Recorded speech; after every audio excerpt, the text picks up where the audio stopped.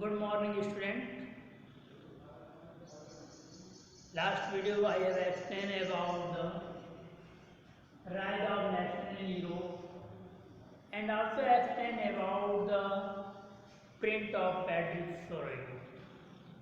You know, you know about he is a French artist. Make a big print about you show in the print. There are many flags of different countries. Men and women are marching on behind the flags.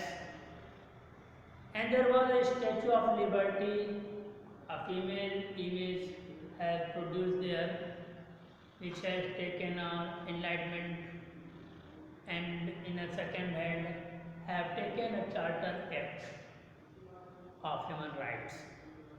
I have explained about their symbolic expressions. You have seen the different kinds of the thoughts about their figures. तो वहाँ पे आपने देखा कि statue of liberty किस तरह show कर रही है।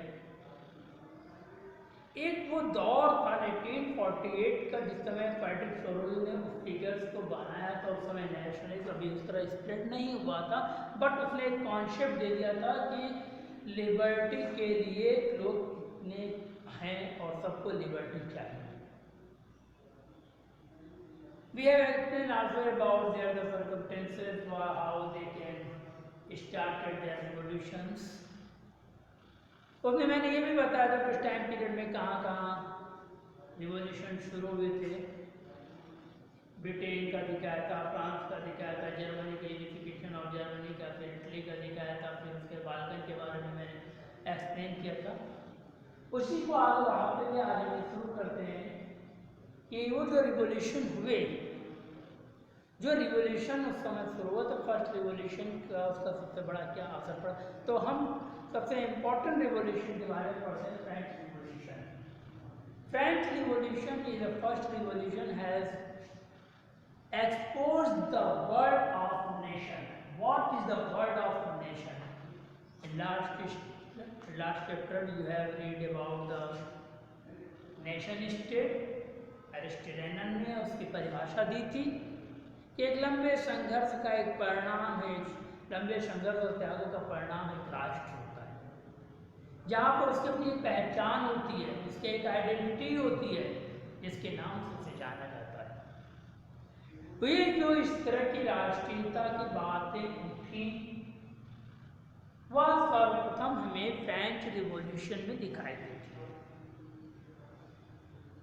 मैं क्या मतलब सभी अधिकतर विद्वानों का मानना कि फर्स्ट रिवॉल्यूशन फ्रेंच रिवॉल्यूशन एक आईना थी डेमोक्रेसी का, जिसने ये दिखाया कि डेमोक्रेसी क्या होती है, लोकतांत्रिक व्यवस्थाएं कैसे मजबूत होकर के इस्टेब्लिश करती हैं।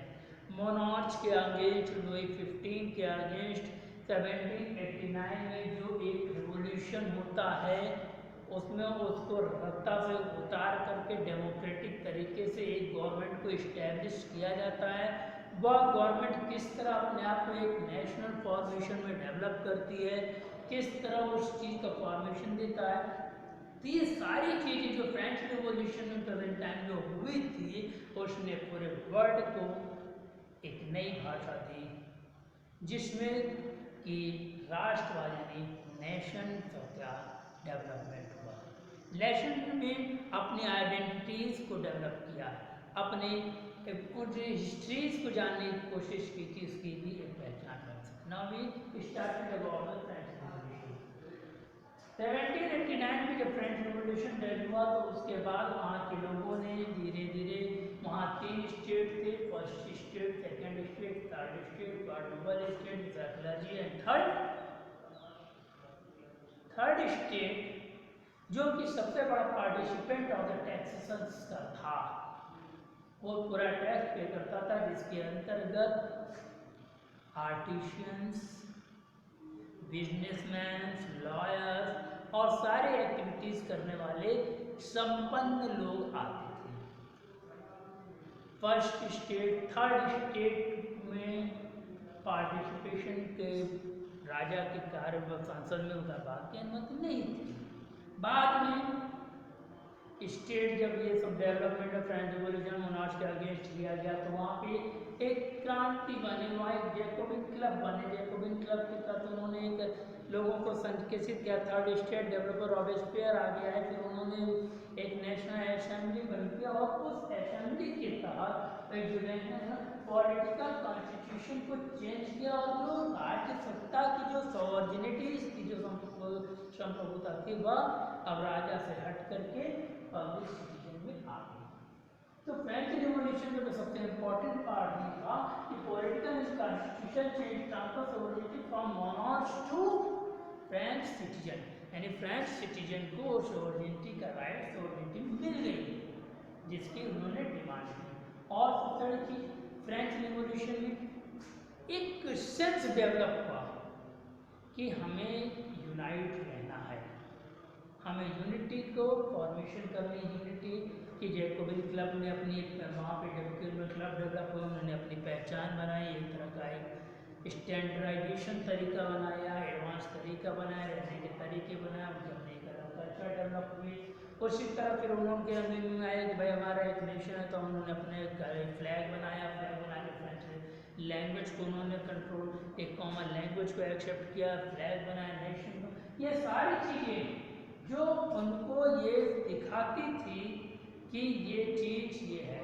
You have read also in class 9 about the French revolution, जंजीरों के बारे में आपने पढ़ा, झंडे के बारे में पढ़ा, उसके बाद आपने उसमें तम वो जो फिगर सिंबल्स और वो सारी चीज़ें देखी, तो वो कलेक्टिव नेशनलिटीज़ को डेवलप कर रही थी।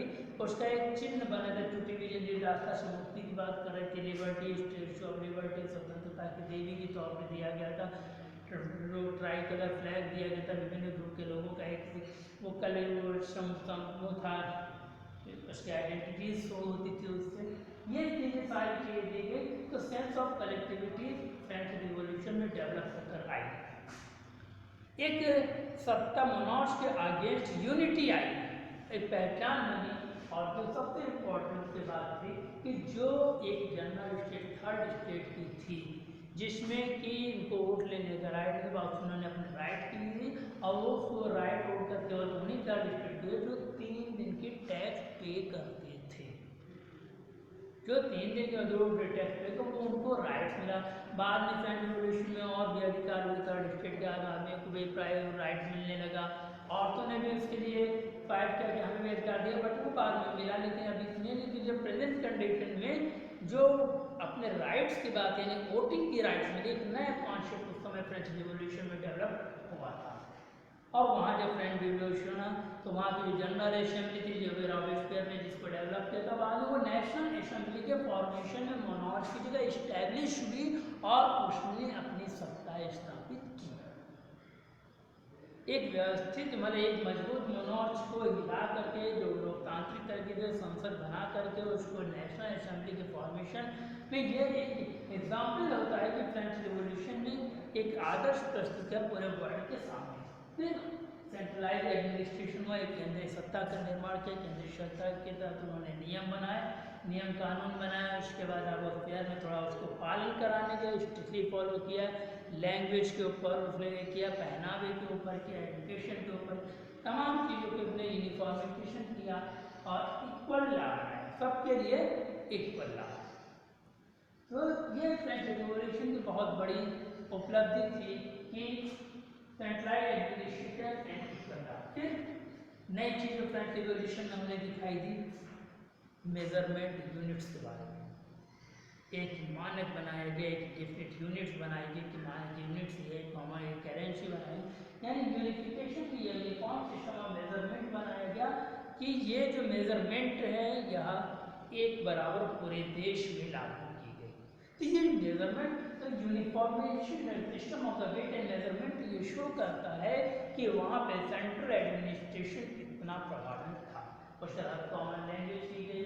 और फिर उसके बाद ये जो सारी चीज़ें जो identities of the collective belonging की थी, नेशनल असेंबली का कॉन्सेप्ट का यूनिट मेजरमेंट का नाम था, कॉमन लैंग्वेज की बात थी, ये सारी चीज़ें कहीं ना कहीं यूरोप को एक्सपोज कर रही थी और उस समय जो आइडियल जो कॉन्सेप्ट फ्रांस का था पूरे वर्ल्ड को अट्रैक्ट कर रहा था।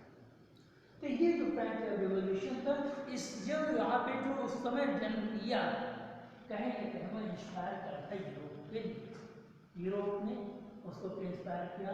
तो ये जो भावना थी धीरे धीरे यूरोप में फैलने लगी, यूरोप में फैलने लगी।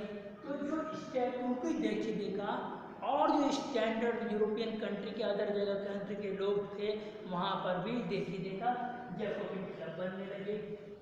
क्लब में एडवांस एजुकेटेड लोग अपने आप में शामिल होने लगे, उन चीज़ों को वो प्रिंटिंग प्रेस भी चूँकि आज का तो उनके विचारों को पढ़ते थे, उनसे इंस्पायर्ड होते थे, उन्हें उस तरह की फ्रीडम अच्छी लगती थी, एग्रेसिव थे।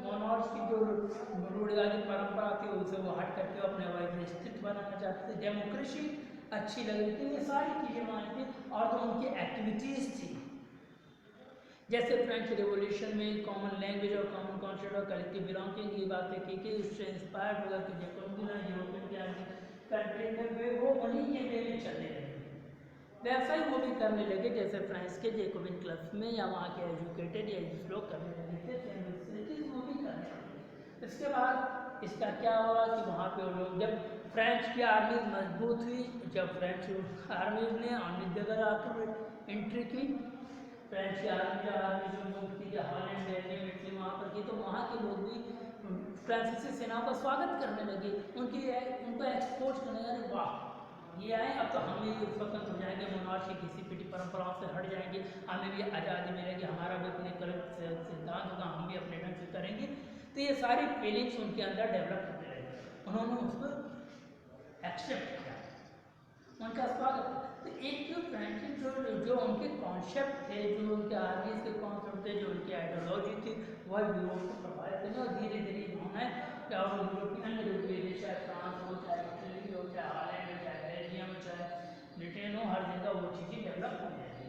फिर उसके बाद जब वहाँ पे वो चीज़ें हुई तो उन सभी रिवोल्यूशनरी ने अपनी अपनी जगह उसकी जगह वॉर शुरू किया, उसके लिए लड़ाइयाँ लड़ी, मोनॉर्च के अगेंस्ट संगठन बनाए और वो रिवोल्यूशनरीज ने वहाँ के मोनॉर्चों के अगेंस्ट स्ट्रगल भी शुरू किया। तो ये सारी चीज़ें जो प्रेजेंट टाइम में हो रही थी उस समय, उसका असर धीरे धीरे। और जो सबसे इम्पोर्टेंट चीज़ फ्रेंच रिवोल्यूशन का था, जो स्पिरिट ऑफ नेशन का था, जिसको पूरे वर्ल्ड में फैल रहा था, ये जो उसकी जो स्पेशली जो चीज़ें डेवलप हुई थी वो यूरोप में था। और इसका जो सबसे बड़ा इम्पोर्टेंट जो फैक्टर्स आता था वह नेपोलियन बोनापार्ट। जो नेशन के कॉन्सेप्ट में नेपोलियन बोनापार्ट का रोल बहुत इम्पोर्टेंट है, क्योंकि जब नेपोलियन बोनापार्ट ने यूरोप को किया तो इसकी सेनाएं जहाँ जहाँ गई वहाँ फ्रांसीसी आइडियोलॉजी के फ्रांसीसी पैटर्न को एक्सेप्ट किया कि इनकी सेनाएं बढ़ती चली गई, उसने अपने आप को किया तो उसको फॉलो करने लगे। नेपोलियन का क्या रोल था फ्रेंच रिवॉल्यूशन, फ्रेंच के रिवॉल्यूशन में या स्पिरिट ऑफ नेशन के बारे में कि नेशनलिज्म कैसे फैला, उसमें रोल कि जिस समय नेपोलियन फ्रांस का जो राजा बना था तो उसने एक पहले फ्रांस को सेंट्रलाइज करके उसकी पकड़ बनाई और उसके एडमिनिस्ट्रेशन को कंट्रोल किया, एडमिनिस्ट्रेशन को यूनिफिकेशन को दिया और उसने कुछ बहुत कई रिफॉर्म किए, जिसमें पहला तो उसने कि जो डेमोक्रेसी के बीच में जो तमाम उतार, जैसे कि रॉबस्पियर एकदम डिक्टेटरशिप की तरफ अपने बात को करने का, पब्लिक अपनी डेमोक्रेसी में आगे तो किसी भी प्रिंसिपल को एक्सेप्ट नहीं करती थी, उसके अपने प्रिंसिपल थे, वो कोई भी प्रस्ताव आता तो पक्ष विपक्ष पड़े तो उसको स्टॉप करके उसने एक मजबूत मोनॉर्च को डेवलप किया। मोनॉर्च जो है रिटर्न हो गया नेपोलियन, लेकिन उसने एक मजबूत सेंट्रलाइज एडमिनिस्ट्रेशन को डेवलप किया। तो और उसके लिए नेपोलियन ने सिविल कोड बनाया, सिविल कोड के अंदर उसके राइट्स को दिए, तो उसके बाद उसने इस्टेब्लिश इक्वलिटी दी कि सभी लोग लॉ के equivalent, establish equality before the law and secure the rights of property. सबसे बड़ा काम किया नेपोलियन ने। On that time he has secured to the people for property of right of properties, जैसे कि हमारे यहाँ हटा दिया गया 42 संशोधन में संपत्ति के अधिकार को हटा दिया गया था, लेकिन उस समय इसने इसको स्टैब्लिश किया, उसके साथ वहाँ पे देखा कि यहाँ पे गिल्ड यानी जो ठेकेदार था की जो परंपराएं इकोनॉमी में थी, जो कि इकोनॉमी को अपने कब्जे में की थी, वो सबको उसने रिमूव कर दिया। यानी इकोनॉमी को एक सिकंडे से जो जकड़ी हुई अर्थव्यवस्था थी उसको उन लोगों से मुक्त किया और फ्रीडम दिया कि इकोनॉमिक डेवलपमेंट पूरी तरीके से हो सके। उसके साथ उसने फेडरल सिस्टम को भी रिमूव किया। फेडरल सिस्टम यानी जो संघवाद के जो छोटे छोटे राज्य है, छोटे छोटे लोग अपना संघ बना करके रहते थे, अपने आप को रहते थे, तो सबको खत्म करके उसने यूनिफॉर्म सेंट्रलाइज एडमिनिस्ट्रेशन को डेवलप किया, संघवाद को खत्म कर दिया। और उसके बाद उसने मेजरमेंट दिया, यूनिफॉर्मिटी का एक बराबर मानक बनाया। एक सबसे इम्पोर्टेंट उसने एक नेशनल करेंसी बनाई, एक नेशनल लैंग्वेज को तो उसने एक्सेप्ट किया, उसके बाद एक नेशनल करेंसी जो कि पूरे देश को एडॉप्ट कर दी गई, तो नेशनल करेंसी बनाई। और उसके बाद उसने नेशनल का मेजरमेंट को फिक्स किया, एक इकाई बनाई कि उसी मेजरमेंट के मुताबिक ट्रेड होता था। तो ये जो सारी यूनिफॉर्मिफिकेशन जो हुए थे नेपोलियन के द्वारा, चाहे वो इम्पोर्टेड रिफॉर्म की बात हो, चाहे मोनॉर्क्स की बात हो, चाहे सिविल कोड की बात हो, चाहे equal before the law property law की बात हो, चाहे फेडरल का एबॉलिश की बात हो, चाहे मेजरमेंट की बात हो, चाहे जो करेंसी की बात हो, ये सारी फॉर्मेशन जो उस समय डेवलप हुई थी पूरी एक आइडियोलॉजी बन चुकी थी पूरे वर्ल्ड के लिए।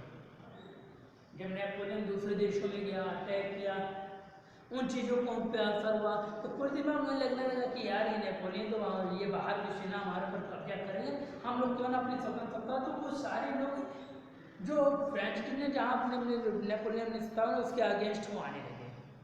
तो वही बीज जो फ्रांस ने बोया था विदेशों में, वही बीज नेपोलियन के अगेंस्ट करने का जब नेपोलियन रिटर्न होकर वापस आया, तो उसका रिजल्ट क्या हुआ, एटलीस्ट वो सभी कंट्री उन्हीं आइडियोलॉजी को फॉलो करने लगे मोनॉर्क्स के अगेंस्ट जो फ्रेंच ने डेवलप किया था। तो ये एक जो उस समय की जो प्रोसेस या जो भी सिस्टम फ्रेंच के अंदर हुई थी वो धीरे धीरे पूरे वर्ल्ड में फैल चुकी, और उसका एक ही उद्देश्य था कि नेशनलिज्म, कि राष्ट्रवाद यानी अपनी पहचान, अपने सत्ता और अपने आप को इस्टेब्लिश करने की एक प्रक्रिया शुरू हो गई, एक सिस्टम कल्चर सा डेवलप होने लगा जो धीरे धीरे वर्ल्ड में। तो today we have explained about the federal idea of nation, कि फ्रांस ने कैसे नेशन की आइडिया दी और जिसका असर विदेश मतलब पूरे यूरोप में पड़ा। Next chapter we read about the age of मतलब मीनिंग ऑफ द फ्रीडम और एज ऑफ द रिवोल्यूशन। तो वो जो कि वो दौर कौन सा था जिसमें रिवोल्यूशन बहुत तेज डेवलप हुआ और कई कंट्री में उसका क्या रिजल्ट रहा, ये इसको हम नेक्स्ट वीडियो में देखेंगे। ओके।